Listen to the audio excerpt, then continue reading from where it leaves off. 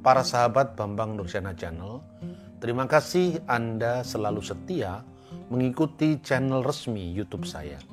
Silahkan share seluas-luasnya, like dan berikan komentar agar setiap orang dibantu untuk menemukan informasi yang benar tentang kebenaran firman Tuhan.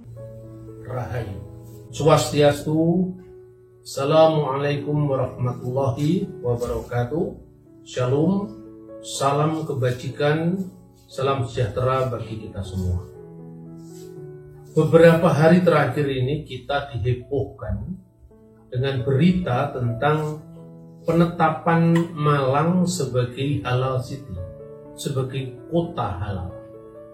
Sebagai warga dari bumi Arema, sesungguhnya saya ikut malu dengan pengapnya fanatisme yang sudah mulai memasuki bumi Arema ini.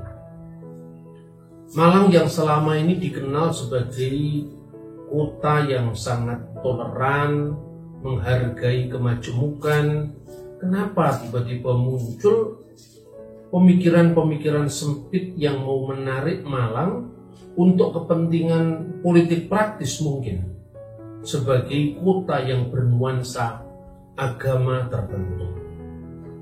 Bahwa sebuah kota itu mendapatkan misalnya predikat yang memiliki kekhasan karena fakta bahwa kota itu memang khas. Misalnya Yerusalem sebagai kota suci tiga agama. Ya, karena faktual, memang Yerusalem itu adalah kota di mana Yahudi, Kristen, dan Islam itu tumbuh bersama secara koeksistensi damai. Di sana ada Masjidil Aqsa, di sana ada Kanisah Kubur Al-Muqaddas yang sangat penting karena tempat penyaliban Kristus. Lalu di sana juga ada tembok ratapan yang dikenal dengan tembok barat dalam bahasa orang Yahudi atau bahasa Ibrani adalah Hakotel Ha-Ma'arifi. Itu faktual, memang seperti itu. Kalau Bandung dikenal sebagai Paris Van Java karena memang keindahan kota Bandung pada saat itu disamakan atau diidentikan atau disejajarkan dengan Paris di bumi Jawa. Kalau Batu dikenal sebagai kota bunga, faktual memang Batu kota bunga. Tetapi apabila Malang disebut kota halal, apalagi dengan SK-nya wali kota, lah ini adalah pemaksaan yang bertentangan dengan fakta dari masyarakat Malang itu sendiri. Nah, lebih-lebih saudara-saudara, menarik ke suatu ranah yang sifatnya agama tertentu atau menjadi khas agama tertentu, tetapi secara faktual tidak seperti itu sesungguhnya sesuatu yang bertentangan dengan situasi keseharian kota Malang itu sendiri. Soal halal dan haram, setiap agama itu memiliki ajaran masing-masing. Katakanlah sebagai seorang muslim misalnya, wali kota Malang ini, dia memahami ayat Al-Quran misalnya tentang haramnya babi misalnya. Bisa saja dia mengacu tentu kepada teks Al-Quran. Tetapi orang Hindu, orang Kristen tentu memiliki aturannya masing-masing. Jadi tidak bisa ditarik kepada identitas sebuah agama yang didasarkan atas kitab suci dari agama tertentu di mana yang lain tidak mendapatkan ruang. Kalau di Islam misalnya ada penetapan tentang haramnya babi misalnya, itu didasarkan katakanlah misalnya dari Al-Quran surat An-Nahl ayat 115 misalnya. Ya itu terserah bagi seorang muslim, tentu tidak perlu membutuhkan tangan negara untuk melaksanakan syariah itu. Innama harama alaikumul maitata wa damma wa lahmal kinsir misalnya. Diharamkan bagi kalian untuk makan bangkai, darah, dan daging babi. Ya itu adalah aturan Islam yang tentu itu berlaku bagi setiap umat Islam. Tetapi di Indonesia atau secara khusus di kota-kota di mana kita ini menjiwai prinsip Bhinneka Tunggal Ika, tentu Hindu memiliki aturan sendiri, Kristen memiliki aturan sendiri. Haram bagi orang Muslim belum tentu haram bagi orang Hindu atau orang Kristen. Misalnya, bagi orang Islam, karena ayat yang saya baca tadi, bahwa lahmul khinzir itu adalah haram. Bagi orang Hindu, sapi yang tidak boleh dikonsumsi. Karena itu di India itu ada hari raya libur untuk menghormati sapi ini, dalam pengertian bahwa sapi itu dalam hari raya yang dikenal dengan Gopastami, itu karena sapi itu dianggap sebagai binatang yang tidak boleh dikonsumsi untuk dimakan.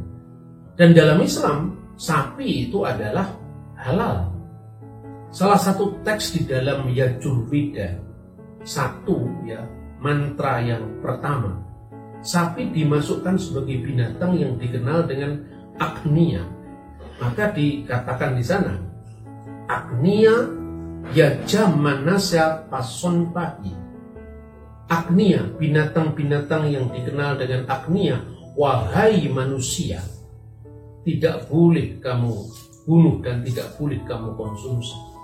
Di dalam aturan-aturan yang serupa di dalam Atharva Veda misalnya, silahkan kamu makan nasi, silahkan kamu makan sereal, silahkan kamu makan makanan-makanan yang memang biasa dimakan. Tetapi jangan kamu membunuh untuk dimakan binatang-binatang yang fungsinya seperti ayah dan ibu. Jelas, seperti ayah dan ibumu itu misalnya sapi. Sapi itu binatang yang memberikan susu. Bahkan mulai dari kita kecil sampai kita dewasa, kita masih mengkonsumsi susu. Maka bagi orang Hindu dalam perspektif Veda ini, sapi itu seperti ibu kita. Bahkan kalau ibu kita hanya menyusui kita, menyapih misalnya usia kita setahun atau 9 bulan, sapi itu seumur hidup. Maka binatang ini tidak boleh dikonsumsi. Lebih-lebih karena binatang ini disimbolkan sebagai kendaraan dari Dewa Siwa. Bahkan sapi itu dalam pewayangan yang itu diilhami oleh kisah sakral dari agama Hindu, itu menjadi simbol dari kendaraan Dewa Siwa. Nah, sekalipun wayang ini sekarang sudah menjadi bukan lagi hanya dimiliki oleh orang Hindu, tetapi pada zaman Wali Songo misalnya dijadikan sarana dakwah dalam agama Islam, tetapi simbol ini tetap ada sampai hari ini, yaitu lembu andini. Jadi artinya bahwa kita tidak bisa menarik agama lain, kita paksakan dalam perspektif halal haramnya kita. Nah, saudara-saudara, bagaimana dengan Kristen misalnya? Bagi orang Kristen itu ada ungkapan seperti ini dalam kitab Perjanjian Baru. Setiap makanan itu adalah tahir, tapi celakalah orang gara-gara makanannya itu saudaranya menjadi tersandung. Artinya bahwa sekalipun bagi iman kita itu diperbolehkan, tetapi justru kita secara aktif menyampaikan toleransi kita itu kepada orang lain yang tidak memakannya, maka kita rela untuk tidak memakan itu demi mulusnya persekutuan meja. Padahal sebenarnya iman Kristen juga memiliki pandangan sendiri tentang apa yang disebut halal dan haram itu. Sebetulnya aturan pertama tentang mana yang boleh, mana yang tidak boleh, kalau di dalam bahasa Ibrani disebut hukum kasrut. Kasrut itu menentukan tentang mana yang kosher dan mana yang lo kosher. Dan aturan pertama itu sesungguhnya didasarkan atas kitab Taurat ya. Kitab Taurat ini kitab yang tentu paling tua dibandingkan dengan Injil, dan juga nantinya kitab suci agama Islam adalah Al-Quran. Ini Taurat di dalam teks aslinya bahasa Ibrani didampingi dengan terjemahan di dalam bahasa Inggris misalnya. Nah, di sana disebutkan dalam Imamat pasal 11 mana binatang-binatang yang boleh dimakan, mana yang tidak boleh dimakan. Itu pertama. Yang kedua, untuk siapa aturan itu dilakukan? Artinya apakah orang non-Yahudi juga harus mengikuti itu atau bagaimana? Yang jelas bahwa di dalam kitab Taurat Imamat pasal 11 bukan hanya babi yang dilarang. Yang dilarang itu adalah onta, yang dilarang itu kelinci, yang dilarang itu adalah pelanduk, yang dilarang juga adalah babi, bahkan ikan yang tidak bersisik. Misalnya ikan patin, ikan lele, cumi-cumi juga tidak boleh dimakan, kepiting juga tidak boleh dimakan, udang juga tidak boleh dimakan. Pertanyaannya, aturan ini untuk siapa? Misalnya aturan tentang hewan yang boleh dikonsumsi dan yang tidak menurut aturan Taurat. Itu kriterianya begini. Kima aleh kirahu uparsah enenumabris tamehu lahem. Yaitu binatang yang memamah biak tapi tidak berkuku belah. Tamehu lahem. Itu haram bagimu. Dan apa yang memenuhi kriteria ini untuk tidak boleh dikonsumsi dan dinyatakan lo kosher et hagamal? Yang pertama adalah onta. Kedua, ve'et hasapan adalah pelanduk, juga tamehu lahem, tidak boleh kamu makan itu. Ve'et ha arnebet, dan juga kelinci, tamehu lahem, tidak boleh kamu makan itu. Vi'et hakazir, dan juga babi.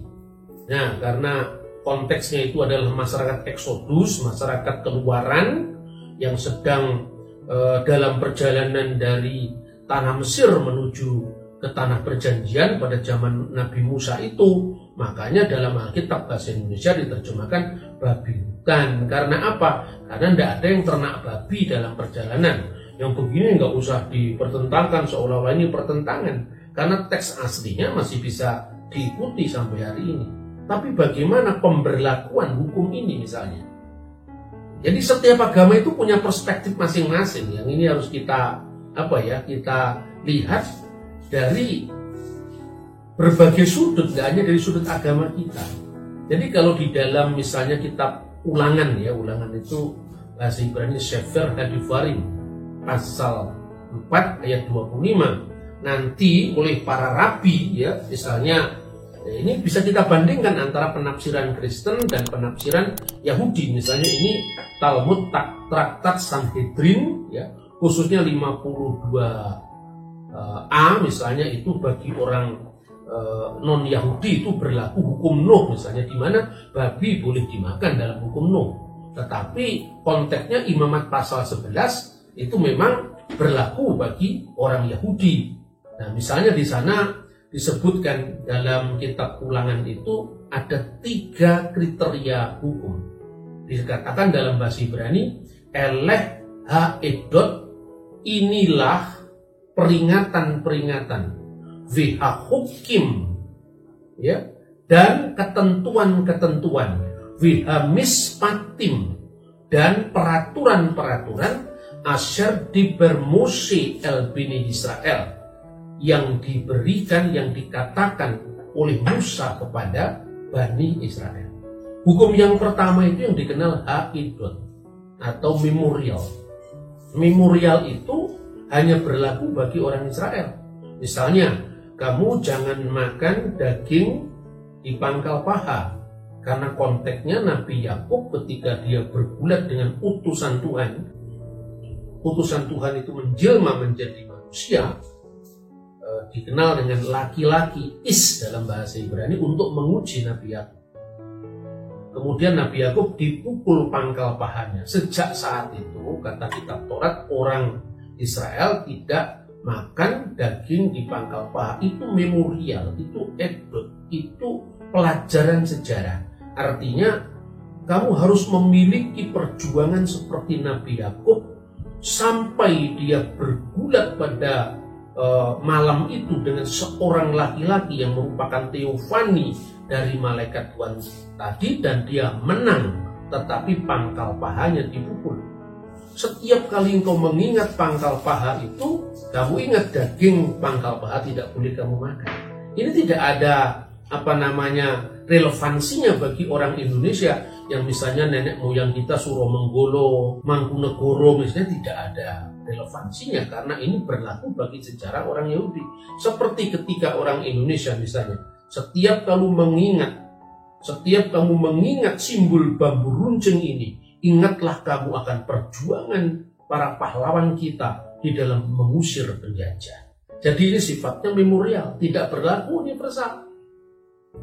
Yang kedua itu yang dikenal dengan hukim. Hukim itu artinya hukum tanpa alasan rasional. Jadi kalau tadi edot itu hukum yang punya alasan tetapi menjadi wajib ketika itu diundangkan, menjadi wajib ketika itu ditetapkan untuk dilarang. Tetapi yang namanya hukum itu adalah ketentuan-ketentuan yang diwajibkan bagi Bani Israel melalui kitab Taurat tanpa harus bertanya. Ukurannya hanya ketaatan. Tidak boleh makan babi, tidak usah ditanya kenapa tidak boleh. Itu harus tidak dilakukan. Tetapi yang dilarang bukan hanya babi, unta juga dilarang. Tetapi bagi orang Israel dalam hal ini juga memberi ruang pada agama lain, memberi ruang pada bangsa lain yang memiliki tradisinya masing-masing, dan semuanya itu adalah umat Tuhan. Dan yang ketiga baru itu yang namanya mispatim, hukum yang berlaku umum, universal. Hormatilah ayahmu dan ibumu, jangan mencuri, jangan berzina, jangan berlaku dusta, ya. Termasuk bagaimana jangan menyembah berhala. Lo yihyeleha Elohim akhirim alpanai, jangan engkau mengadakan ilah lain, ya, di samping hadiratku, di hadapan hadirat. Itu berlaku universal. Makanya saudara-saudara, kemudian ketika gereja kuno menghadapi dua aturan ini, para rasul bersidang dan akhirnya menetapkan bagi orang-orang pengikut Al-Masih dari kalangan bukan Yahudi tidak diwajibkan untuk mengikuti hukum Yahudi yang diklasifikasikan sebagai edot dan sebagai hukim.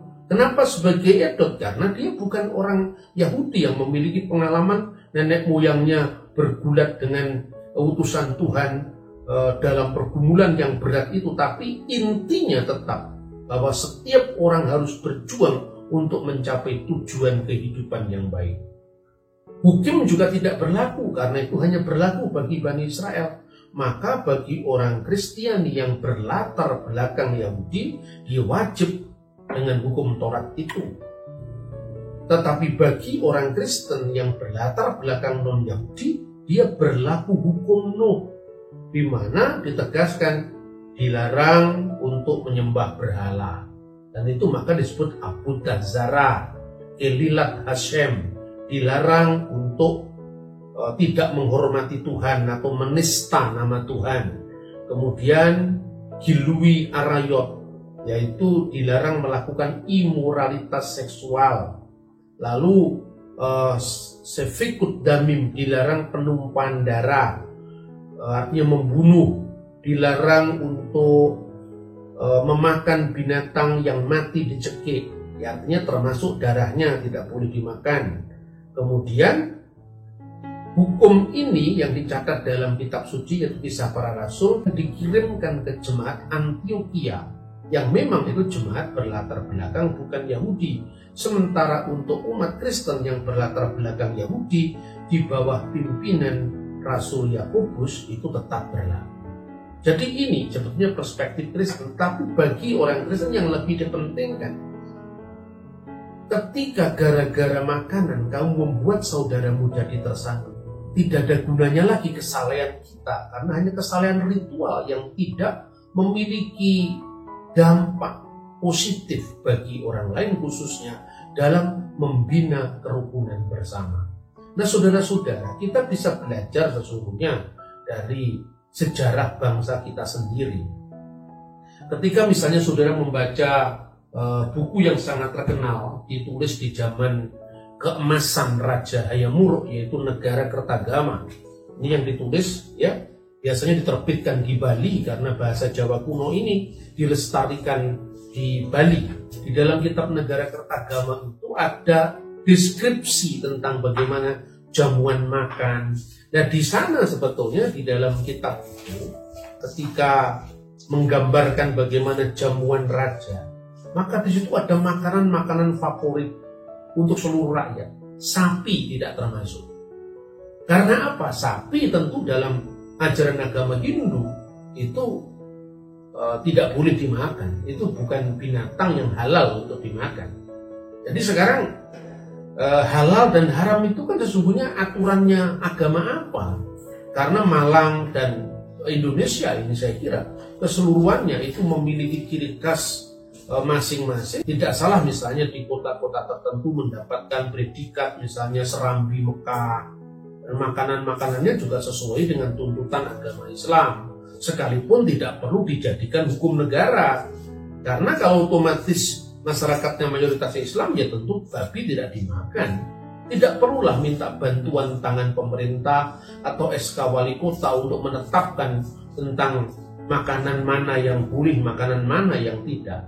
Nah seperti misalnya, ya kita membaca sejarah ya, pada zaman Majapahit itu makanan yang favorit itu pertama celeng. Celeng pada masa Jawa kuno itu sebetulnya babi yang diternakkan. Nah kalau babi hutan yang biasanya diburu oleh raja-raja kita itu namanya wok. Wok itu artinya babi hutan.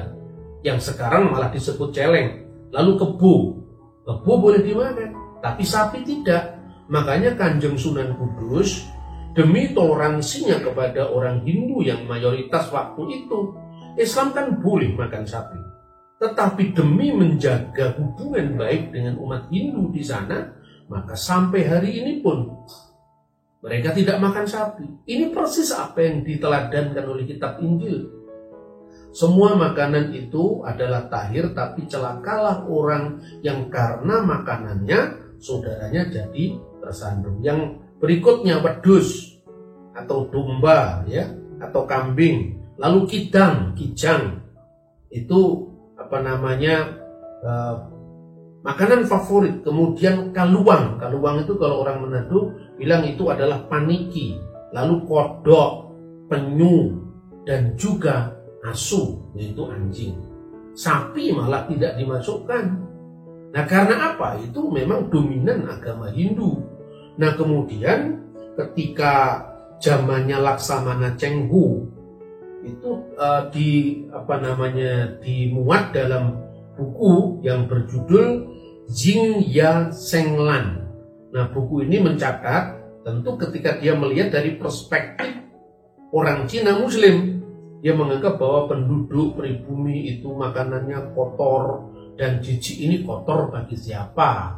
Tentu bagi orang asing yang agamanya Islam, yang itu tidak lazim menilai bahwa makanan orang-orang Muslim itu lebih bersih. Itu penilaian. Jadi di sini terjadi yang namanya cross culture. Jadi perjumpaan budaya untuk pertama kali ketika masa transisi antara Hindu dengan Islam.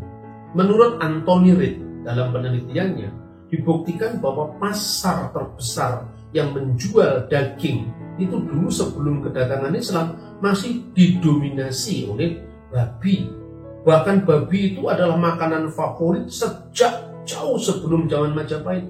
Itu antara lain bisa dilihat gambar di relief Karma Wibangga di Candi Borobudur. Nah, itu ada gambarnya ite, ayam, dan juga babi. Tidak ada gambarnya sapi. Maka dengan demikian etika yang harus kita bangun adalah kita tidak boleh melihat orang lain dari perspektif agama kita. Apalagi apabila seorang wali kota, seorang pejabat publik, tentu dia harus menenteramkan semua warganya. Tidak boleh memaksakan aturan agama tertentu lalu menjadi label bagi sebuah kota yang sangat majemuk.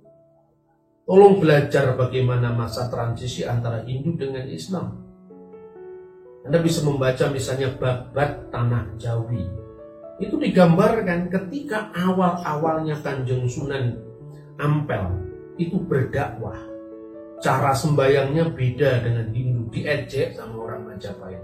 Masa transisi ini, karena memang proses pribumisasi Islam atau proses menusantarakan Islam itu sudah berjalan cukup baik. Nah, kalau di dalam Babat Tanah Jawi yang tadi disampaikan, pada awal dari Kanjeng Sunan Ngampel itu berdakwah, orang Majapahit juga bingung, karena wajar lah.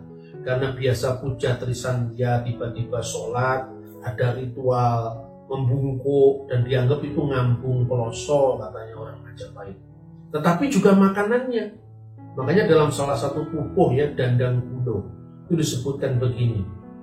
Mulya ana wong enom sawiji.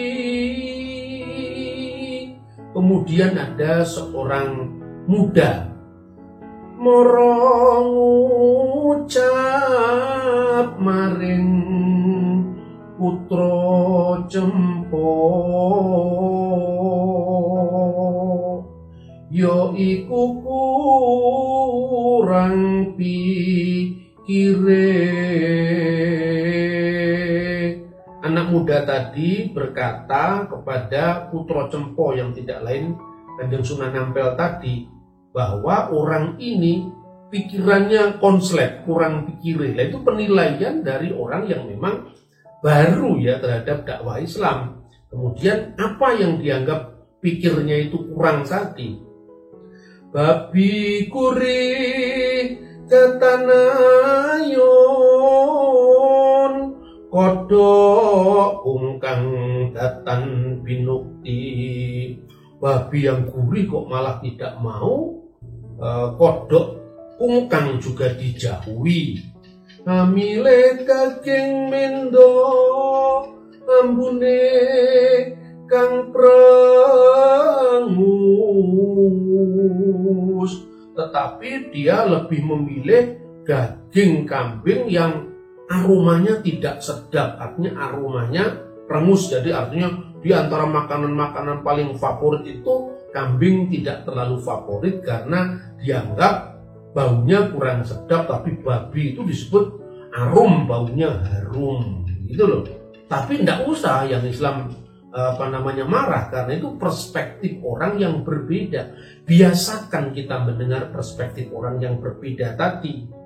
Nanging sang putra Cempo, tapi bagaimana sikap dari Kanjeng Sunan Ngampel? Datan duka maring putra Mojopahit, tetapi dia tidak marah terhadap anak Majapahit tadi. Milo bocah isih nom-noman, karena anak itu masih terlalu muda. Coba bayangkan, kalau kearifan semacam ini bisa kita jadikan sebagai kebijakan, apalagi kebijakan seorang pemimpin kota, seorang wali kota terhadap masyarakat kita, maka bumi Arema itu seperti dulu yang saya lihat ketika saya masih sekolah dan saya juga kuliah di sini, damai-damai saja. Arema itu mempersatukan. Bumi Arema itu adalah bumi yang sangat egaliter, terbiasa dengan perbedaan. Bahkan kita saling gojekan, saling guyonan, tidak ada yang tersinggung. Saya memberikan tanggapan ini secara khusus ketika saya melihat di antara teman-teman yang turut menyuarakan keprihatinan itu ada teman yang saya kenal dulu ketika masih pergerakan, ya khususnya Mas Ratmoko dengan Bambang Kiwi, itu dua teman saya. Jadi begitu saya melihat foto mereka di media, saya langsung tergerak untuk ikut memberikan saran. Dan melalui tayangan ini saya berharap teman-teman saya itu juga lihat bahwa saya masih konsisten dengan garis perjuangan untuk masyarakat yang egaliter, sebagaimana dulu pernah kita suarakan tahun 1998. Kiranya apa yang saya sampaikan itu bisa menyemangati semua teman-teman di garis nasionalis, di garis Bhinneka Tunggal Ika, agar Malang ini terjaga dan tidak bikin malu lagi dengan putusan-putusan yang tidak sesuai dengan nafas kebinekaan kita. Wassalamualaikum warahmatullahi wabarakatuh. Shalom, Swastiastu, salam kebajikan, Rahayu.